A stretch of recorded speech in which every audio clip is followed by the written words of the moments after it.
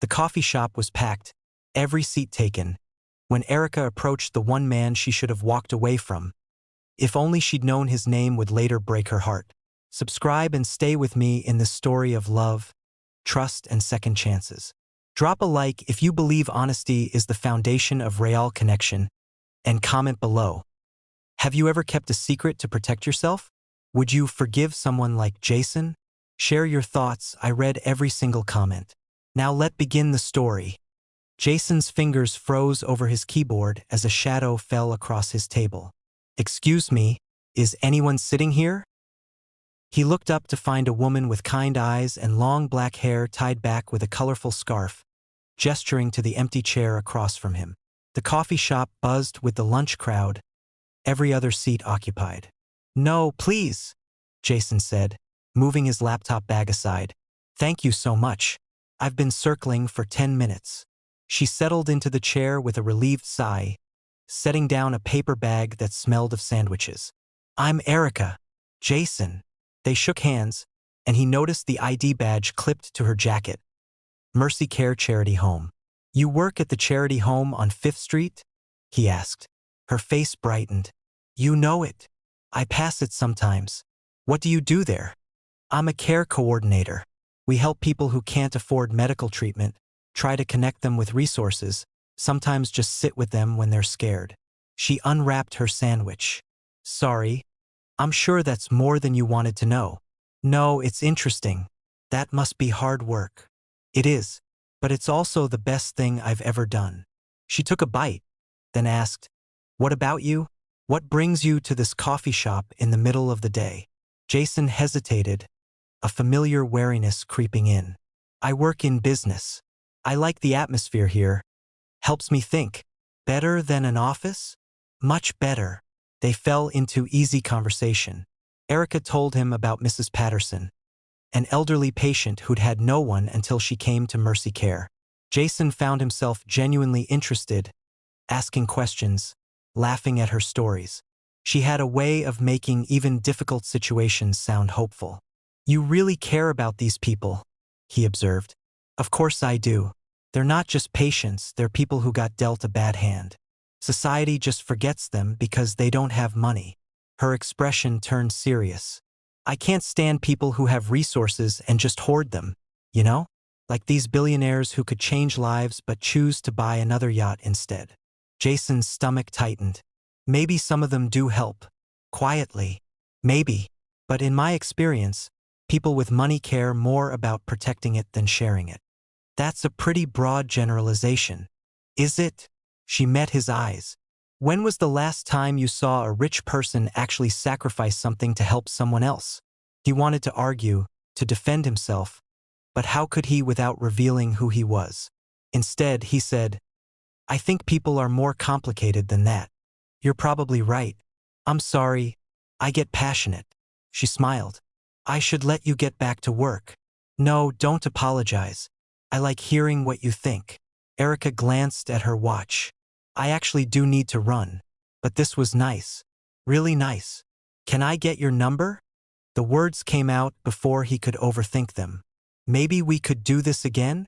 She looked surprised, then pleased. I'd like that.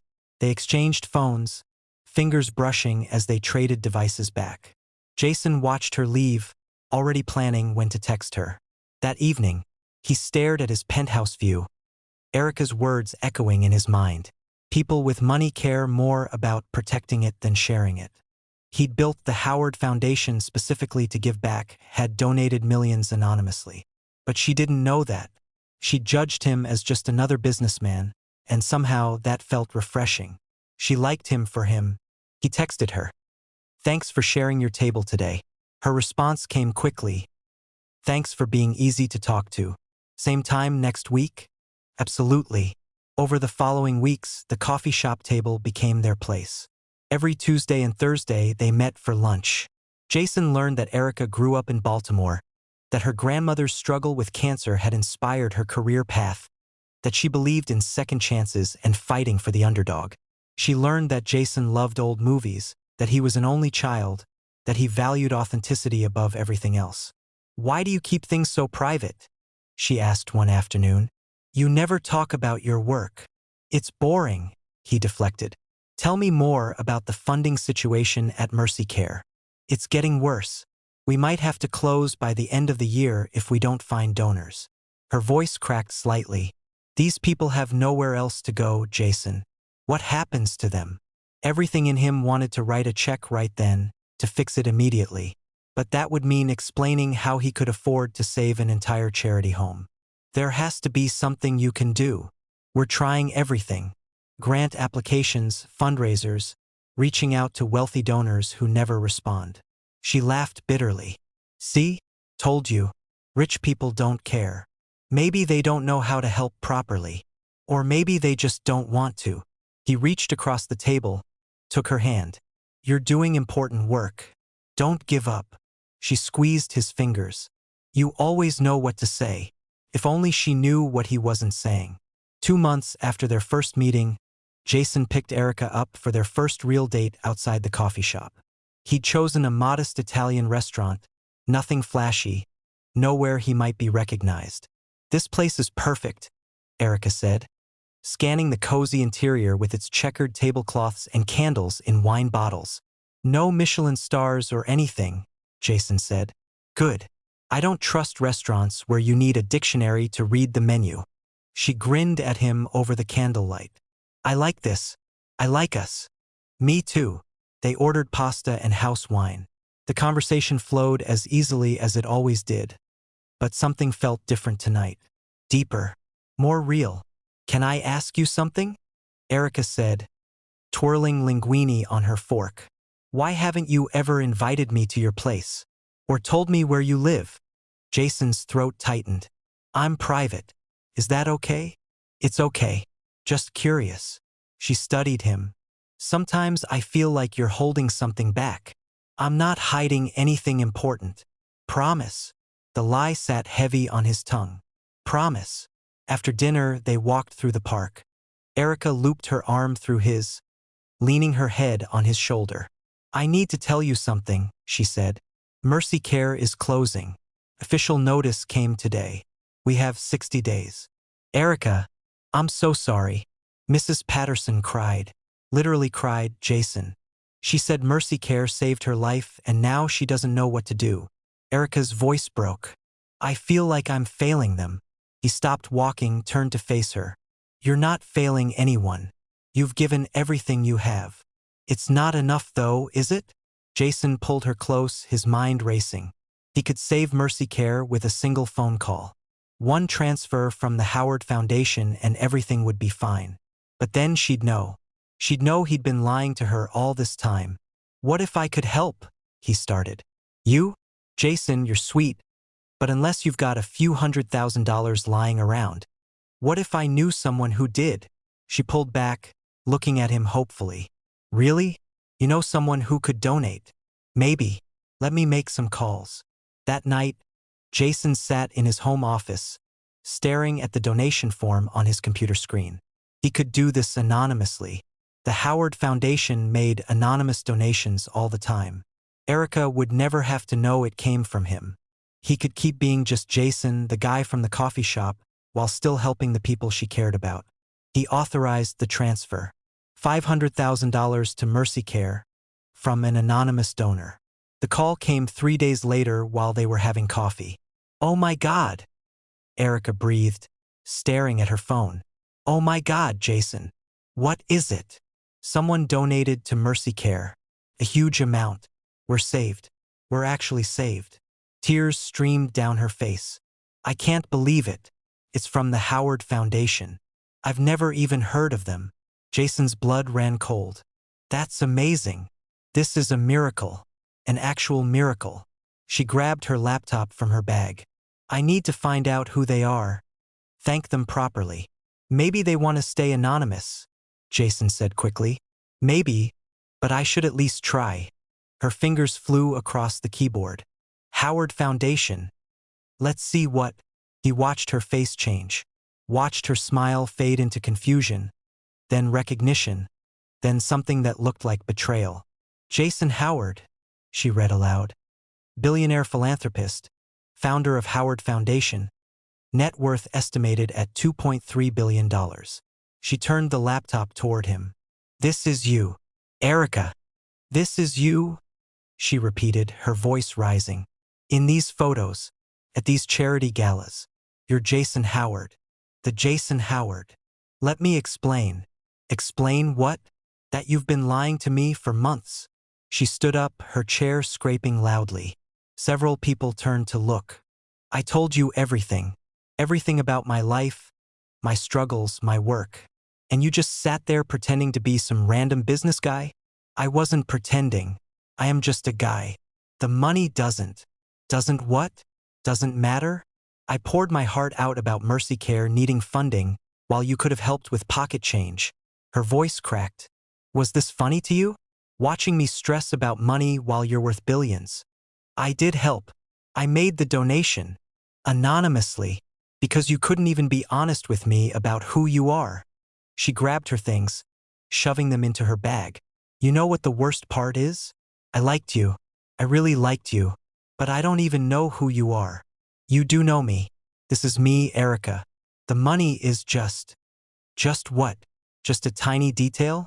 Just your entire identity that you hid from me. She shook her head. I told you I couldn't stand people who hoard wealth. And you just let me say that, knowing the whole time that you're one of them. I'm not hoarding anything. I give away millions. But you lied to me. For months, Jason. Every day we sat at that table, you lied. I wanted you to see me, not my bank account. You don't get to make that choice for me. Tears ran down her cheeks now. You don't get to decide what information I deserve. That's not how relationships work. Erica, please. I need to go. Can we talk about this? She looked at him with something that hurt worse than anger. Disappointment. I don't know if there's anything left to talk about. The coffee shop felt empty even when it was full. Jason sat at their table, his laptop open but untouched, watching the door. Erica hadn't answered his texts in 5 days. You look miserable, the barista said, refilling his cup. Girl trouble. Something like that. She'll come around. Or she won't. Either way, sitting here moping won't fix it. Sound advice from a 20-year-old philosophy student, Jason thought. But he couldn't leave. This was their place. Meanwhile, across town, Erica was having a similar conversation. You're being too hard on him, Mrs. Patterson said from her hospital bed at Mercy Care. The charity home was buzzing with life again. Renovations already underway with the donation money. He lied to me, Mrs. P. Did he? Or did he just not tell you everything right away? Same thing. Is it though? Baby, when I first came here, I didn't tell you about my son who stopped visiting. Didn't mean I was lying. Just meant I was protecting a tender part of myself. Erica sat in the chair beside the bed. That's different. How? Because, she faltered. He let me talk about hating rich people right to his face. And maybe that's exactly why he didn't tell you. You already decided what kind of person he was before you even met him. Mrs. Patterson took her hand. This man saved this place. Saved all of us. And from what you told me, he was ready to lose you rather than let us close. That's not a bad person, Erica. That's someone who was scared.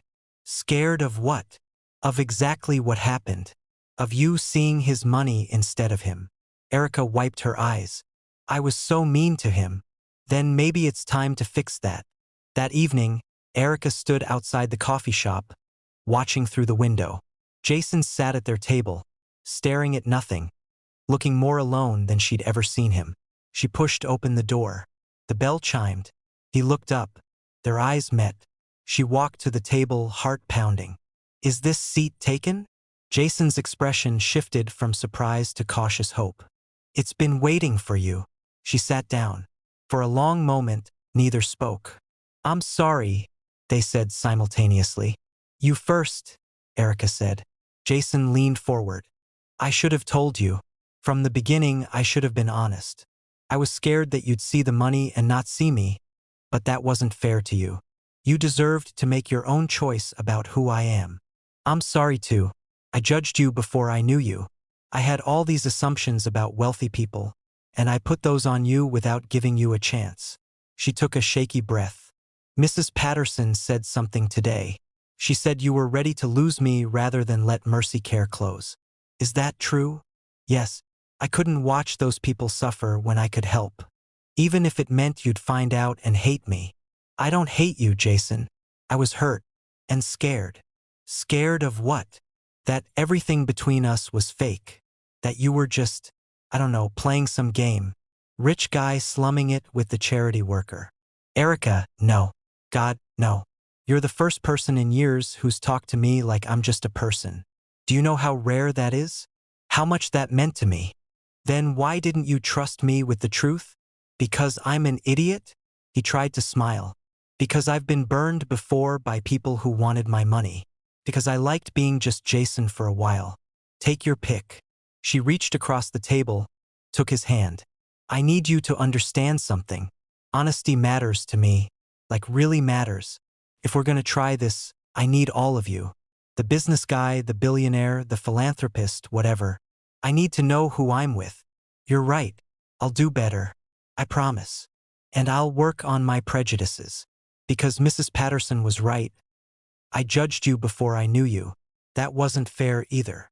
So where does this leave us? Erica squeezed his hand. I think it leaves us at the beginning. A real beginning this time. Hi. I'm Erica. I work at a charity home. I'm stubborn as hell. And I have strong opinions about wealth inequality. Jason laughed, really laughed. For the first time in days. Hi. I'm Jason. I'm a billionaire who's terrible at relationships. I work in philanthropy. And I'm completely falling for a woman who challenges everything I thought I knew. Falling for? That's pretty serious. Yeah, it is. Is that okay? She smiled. Yeah, it's okay. They talked for hours that night, really talked. About his family's money, about her childhood, about the pressure of managing wealth, about the frustration of never having enough. About fear and trust and what it means to be vulnerable with someone. I want to show you something, Jason said as they walked out together. My real life. Not the coffee shop version, the actual thing. Would you come to dinner at my place tomorrow? Meet the real Jason Howard. I'd like that. But Jason. Yeah.